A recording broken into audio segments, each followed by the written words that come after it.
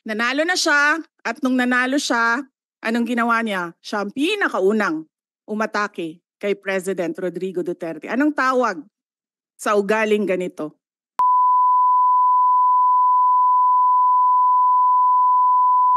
Well, it's supposed to be Senator Amy, but then she doesn't really. Okay, then Senator Risa is now recognized. She's just catching her breath because she came from two other obligations. One is the Commission on Appointments and another hearing. Thank you. Salamat po, Chair, at magandang hapon po sa lahat, mga kasama ko sa Senado at yung OVP family. Dalawang tanong lang po, Chair, para ngayong araw. Una po, I note that a huge chunk of the OVP's 2025 operations budget, 1.909 billion pesos, will be used for the delivery of socio-economic programs, such as one, medical and burial assistance program. This supplements other healthcare programs of the government to assist indigent individuals and families. For 2025, 771.445 million will be allocated for the program. Sa loob niyan, 600 million pesos for medical assistance and 171.445 million for burial assistance, which are, Madam Chair, very similar to the medical assistance to indigent or financially incapacitated patients program o MAIF-IP of the DOH. And DSWDs, Assistance for Individuals in Crisis Situations, or AICS. Pangalawa, disaster operations, which aims to provide relief goods to disaster-stricken areas not commonly reached by other agencies. Para doon, 101.644 million pesos. And is also similar doon naman sa disaster risk management program of the DSWD. Third, relief for individuals in crisis and emergencies, or providing food boxes or food items to families who are ineligible for OVP's other services. So 50 million pesos, which is also similar to DSWD's AICS.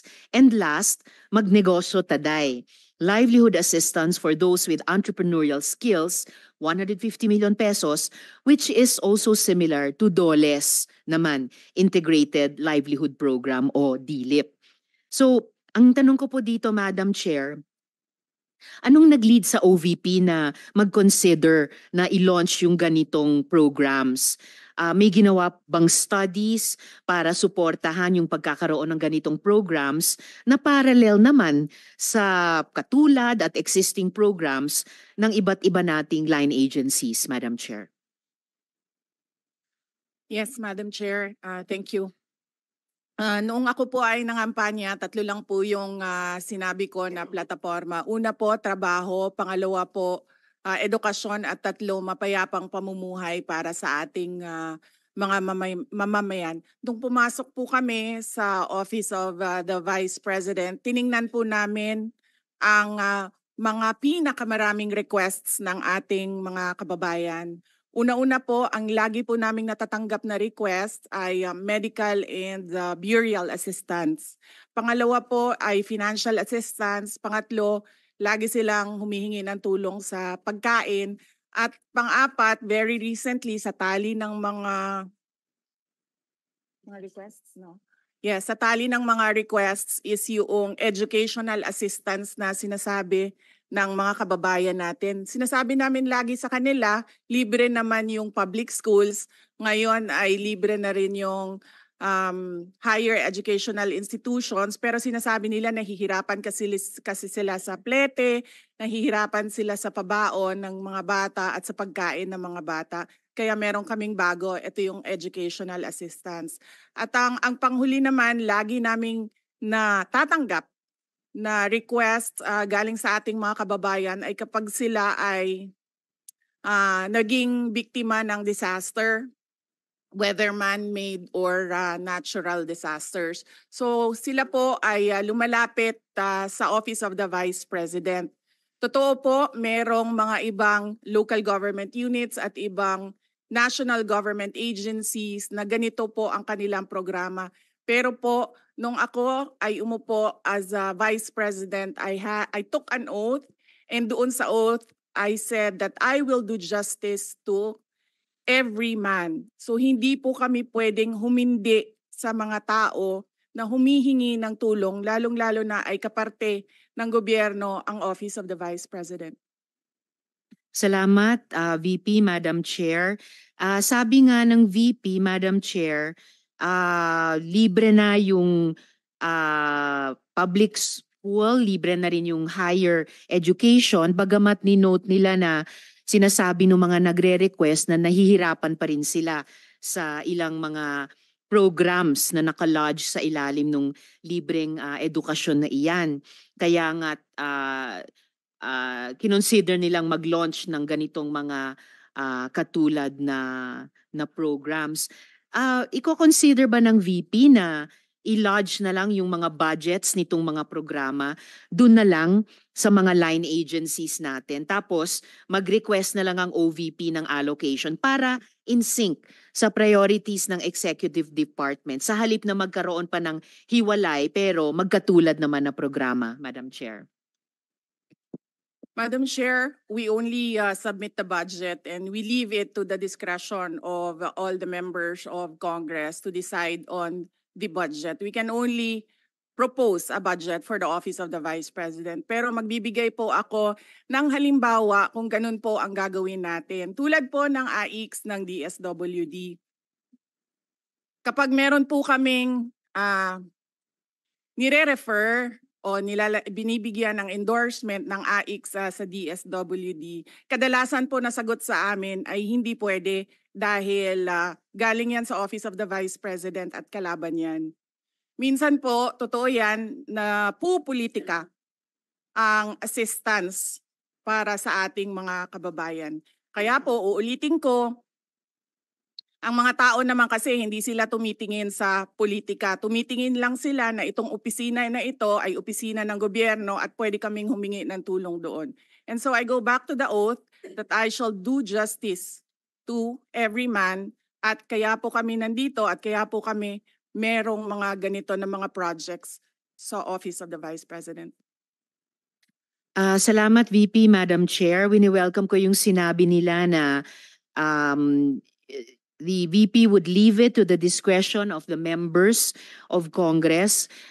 Medyo nagitla ako nung sinabing minsan pag may nire-refer ang OVP para sa AIX, ang feedback ay kalaban niyan. Dahil Madam Chair, I believe tayo sa Kongreso when we appropriate the budget, merong implicit na assumption tayo doon na pagkatapos, in the exercise of our oversight function, yung parehong level ng professionalism we demand of ourselves ay presumption of regularity, ina-expect natin sa lahat ng members ng executive, lalo na when they are working together. Kaya, gaya ng sinabi ko kanina, wini-welcome ko yung sinabi ni VP na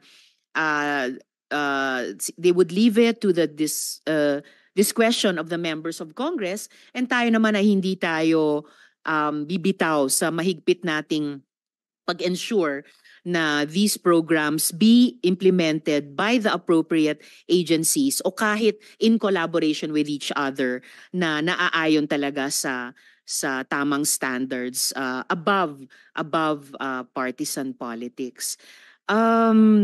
And therefore, at the proper time, Madam Chair, gagawa ako ng proper motion para i-lodge yung budgets ng mga programang ito sa line agencies na may klarong opportunity for OVP na mag-request for allocation as for other offices in the executive.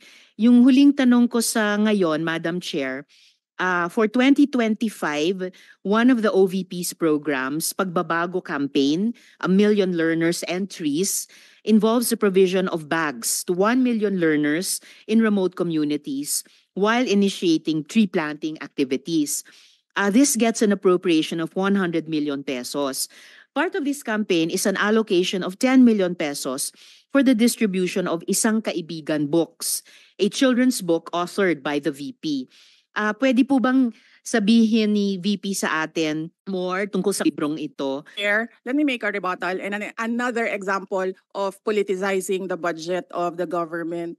Ito pong sinabi ni Senator Risa Ontiveros na at the proper time she'll make a motion to lodge the budget, the requested budget of the OVP to the other agencies.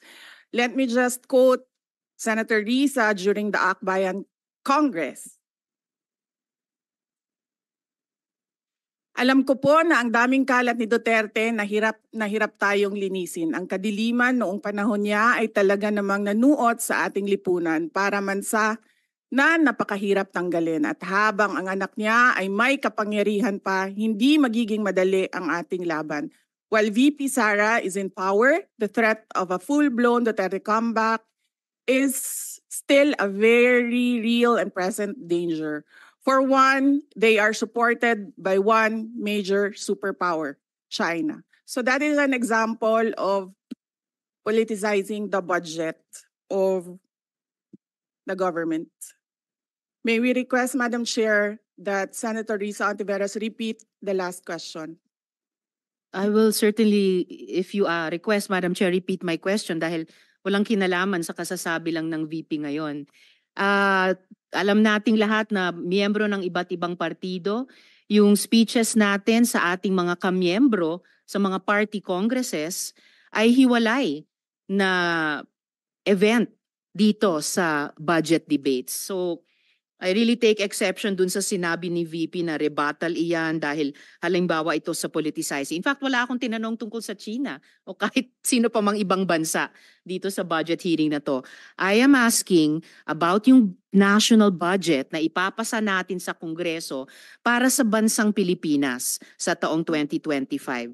At ang pangalawang at huling tanong ko sa ngayon, before I make at the proper time, propose an amendment which may or may not be accepted by the chair and by the colleagues para nga mas i-align ang mga kaperahan natin lalo na't masikip ang fiscal space natin dun sa mga appropriate programs sa appropriate agencies na malayang-malaya ang OVP makipag-partner sa kanila tulad ng sino pang opisina sa executive. Ang tanong ko po ay ilang mga libro ng isang kaibigan ay bibilihin at i-distribute at ano, if the VP could tell us more about the contents ng librong ito. Madam Chair. Madam Chair, the book is not for sale. We only pay for the publication of the book. And we will send Senator Ontiveros a copy so that she will know what is the content of the book. Oh, this question is not only for me, Madam Chair, para rin para sa mga kasama dito sa budget hearing. Baka ilang araw pa bago mapadala at mabasa ko, which I certainly will. But I am asking a question bilang isang mambabatas sa head of agency ng isang opisina sa executive dito sa budget hearing na to. Simpleng tanong. Tell us more about the book, Isang Kaibigan, at ilang kopya nito ang bibilihin ng gobyerno sa halagang 10 milyong piso at i-distribute sa kasama ng mga bags sa 1 million learners sa remote communities. Madam Chair. Madam Chair, this is an example of politicizing the budget hearing through the questions of a senator. Ang problema niya kasi, nakalagay yung pangalan ko doon sa libro. At yung libro na yan, ibibigay namin doon sa mga bata. At yung mga bata na yan, may mga magulang na boboto. At yung pangalan ko ay nagkalat doon sa kung saan man ibibigay yung libro. Madam Chair, we commit to send tomorrow everyone in this room a copy of the book. Madam Chair, hindi ko maintindihan yung ugali ng ating resource person. It is a simple question. Paulit-ulit na this is politicizing. Ang VP ang nagbanggit ng salitang boboto. Wala akong sinabing boboto. I'm simply asking, hindi ko ma-imagine we're making so much trouble, so much fuss about a 10 million peso item na itinatanong ko lang simpleng, what is the book about? At ilang kopya ang bibilihin ng gobyerno sa halagang 10 milyong piso at i-distribute. I don't appreciate this kind of attitude, Madam Chair. Usually, ang resource persons natin ay nagbibigay ng parehong institutional courtesy sa legislature na ibinibigay natin sa executive. I don't appreciate this kind of Senator attitude. Tolentino, do you have Madam Chair? Madam Chair. Yes, Madam Chair. Hindi ko rin maintindihan ang ugali ni Senator Risa Ontiveros, and I do not appreciate, ano yung sinabi niya? I do not appreciate this kind of behavior and attitude. Madam Chair, noong 2016, tumatakbo si Senator Risa Ontiveros na senator, nakailang talo na siya. So, Dalawa, Madam Chair. okay, dalawa. Natatakot siya sa pangatlong talo niya, kaya pumunta siya sa Davao. Humingi siya ng tulong. Tinulungan siya ng isang kagawad ng Davao na ngayon hindi na siya sinusuportahan. Humingi siya ng tulong sa akin, thinking na hindi mananalo si President Rodrigo Duterte. Kinausap niya ako ng kinausap doon sa law office ko sa Davao City. Sabi ko sa kanya, o sige, tutulungan kita. Chinika niya ako ng chinika. Tapos umalis siya. Siyempre, hindi naman siya tumutulong kay Pangulong Duterte. Hindi din totoo yung sinabi ko na tutulungan kita. Tinext niya ako. Pwede ba akong mag-follow up sa hinihingi kong tulong sa boto dyan sa Davao City? So sabi ko sa kanya, okay, sige. So, tinawagan ko at sinabihan ko at pinakiusapan ko ng pinakiusapan si former Congressman Milen Garcia. Sabi ko sa kanya, Kong, tulungan mo ito. Bigyan mo na lang ng ilang barangay mo at ilang mga leaders mo. Ayaw pa siya tulungan ni former Congressman Milen Garcia. Pinakiusapan ko ulit, Kong, please tulungan mo na lang. Nanalo na siya at nung nanalo siya, anong ginawa niya? Siya ang pinakaunang umatake kay President Rodrigo Duterte. Anong tawag sa ugaling ganito? With due respect to our resource persons and also our colleagues, I think this doesn't really. I understand there's history among all of us here, but I think that we should really stick to the budget. And I think this is just being very objective. I would like to ask also, since we're going to be furnished a copy tomorrow, we can look at it and evaluate what the content of the book is. But maybe just a general, we won't ask line by line, ano ba yung libro na yan? But tell me, is it for good manners and right conduct? That's fine. Is it science? Is it history? So maybe just a general one, so we can just answer it. Because I understand that every office will have its own advocacy and initiative. So, but then, I don't think it's also wrong for us to be curious what it is about. So just a general one. Any of the undersecretaries can tell me what the topic of the book is? Is it history? What is it? Madam Chair, the explanation is in the title, Isang Kaibigan. It's about friendship. Okay. Then that's for the record. It's about friendship. Madam Chair, just a last point. Okay. So kung sana ganun yung naging sagot sa simula pa, 'di ba? Napakasimple. Simpleng tanong, dapat simpleng sagot. Nagkwento pa ng kwento na sinabi dati na walang kinalaman sa tanong ko.